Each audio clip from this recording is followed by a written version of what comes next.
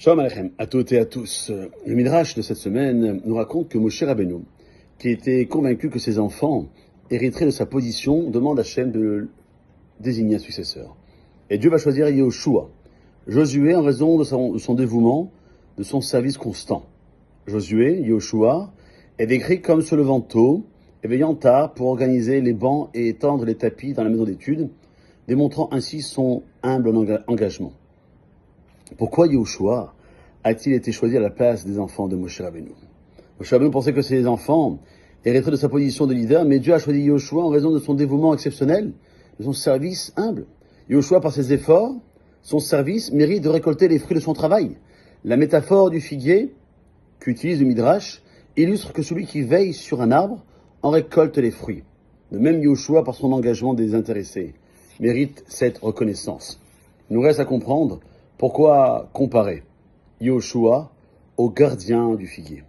À première vue, garder les bancs, étendre les tapis ne semble pas correspondre à une activité d'étude ou de leadership spirituel. Pourtant, cette comparaison met en avant l'importance des actes de service humbles, discrets. Le soin que Yehoshua apporte à des tâches apparemment simples montre son dévouement profond, son engagement à servir la communauté de manière désintéressée, ce qui le rend digne de la récompense et de la responsabilité du leadership. Et on constate ici la différence entre les dirigeants des nations et ceux d'Israël. En effet, les dirigeants des autres nations recherchent avidement le pouvoir, la gloire personnelle. Leur quête de statut est souvent illusoire, égoïste, même si elle est parée de bonnes actions. Les grands d'Israël, en revanche, voient le leadership comme une charge lourde, une opportunité de servir la communauté de Dieu. Et ils acceptent cette responsabilité avec réticence, priorisant le service et la bonté. Yehoshua va se distinguer par son engagement à améliorer la spiritualité des autres. Il ne se contentait pas de répondre aux besoins matériels de Moshe, mais cherchait à promouvoir l'apprentissage et la croissance spirituelle parmi le peuple juif. Il mettait toute son énergie, ses compétences au service de Moshe et de la communauté, incarnant l'idéal de l'élève dévoué qui apprend non seulement pour lui-même, mais pour le bénéfice de son maître et de tous les rabbinim. Cette vision du dirigeant contraste avec celle des nations.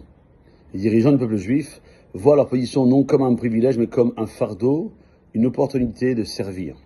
Ils acceptent cette charge uniquement pour pouvoir pratiquer davantage de bonté et de justice. Le leadership, pour eux, est une extension de leur engagement et de l'aide à autrui. C'est pour ça que Yehoshua a été nommé, et c'est une conséquence naturelle de son service désintéressé.